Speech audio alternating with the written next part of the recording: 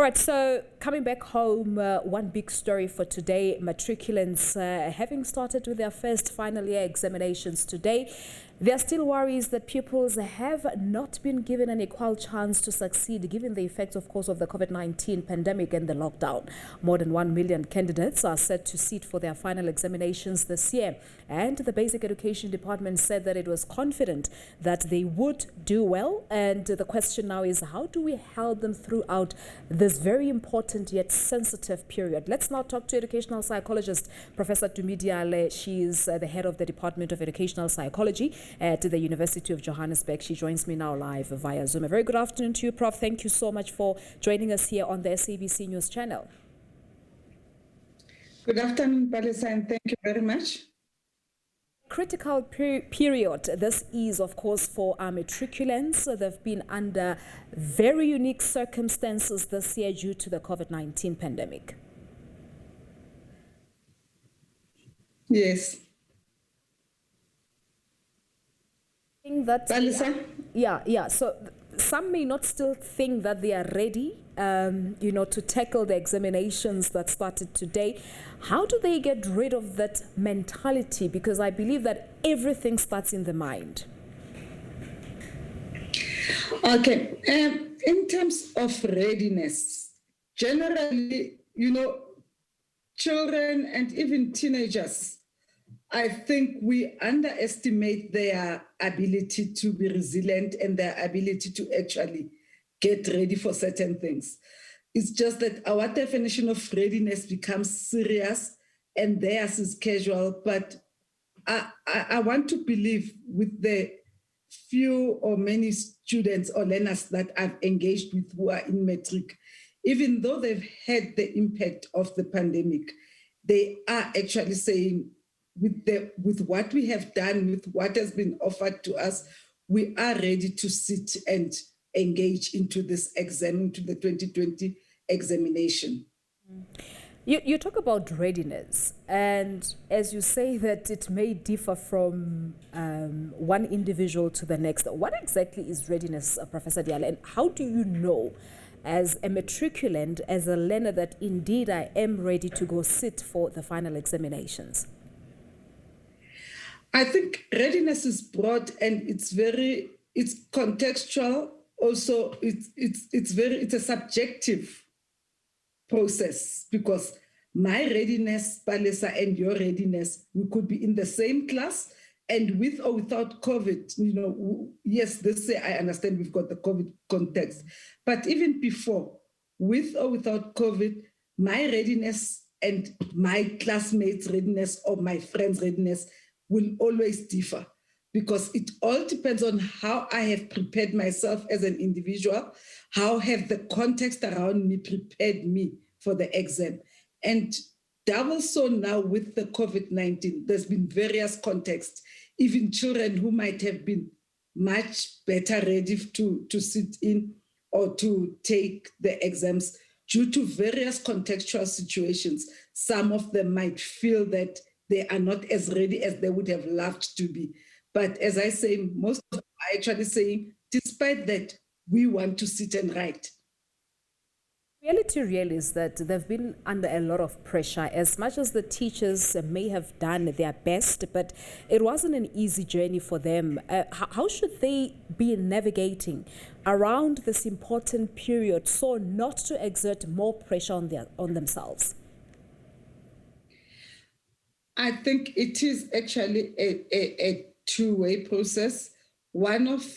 From their side, it's for them to begin to accept that and to believe, accepting is one, but they need to believe in themselves that with the time that I have been given on my side and the context that I have gone through, which is unique, it has never happened. This is a unique context.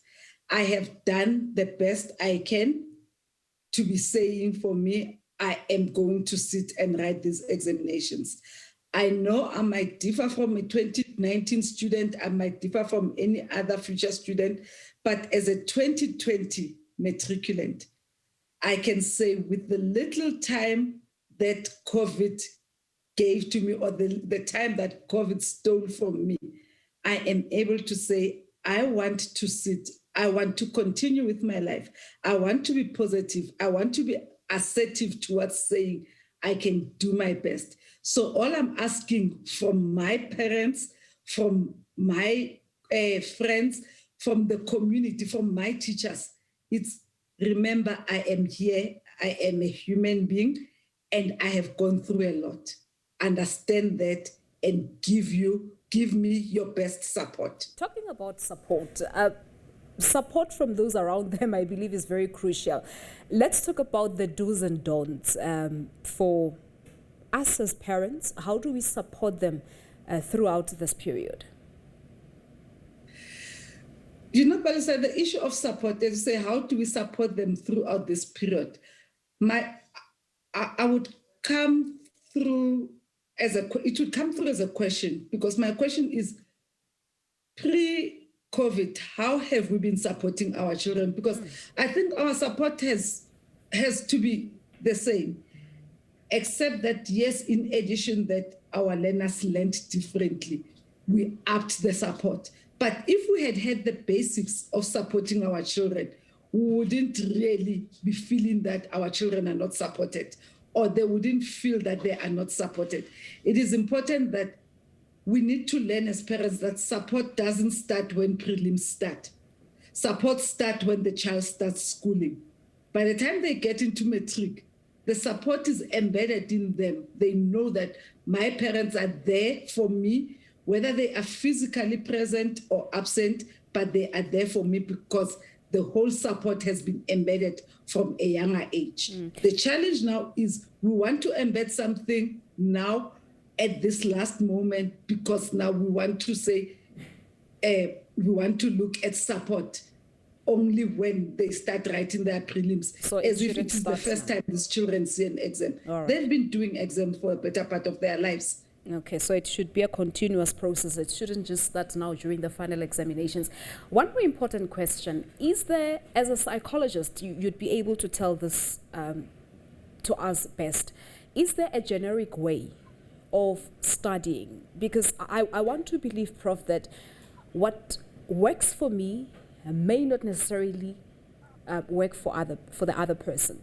So is there a generic way of study? You get some people who would be, saying words out loud when they're studying. Some people would be making notes. So there are different ways. So what's the best way of doing it? Is there a generic way of doing it? Palisa, I don't believe there is a generic way, because every child is unique. Every child learns different. The children's learning styles are different. The teachers' teaching styles are different. The children's personalities in their own right are different. All these children have different personalities. How they take information, how they take out in or out information is important. So there is no particular generic style. Each child is unique, and we need to understand what works for them. One child could be working till 2 a.m. like me. The other child could be a 6 a.m. kind of a child who studies in the morning, the other one's in the evening. So it depends on one understanding who they are, how they process information, and what works best for them. So there is no one particular way of studying. We need to understand an individual for us to understand how best they study.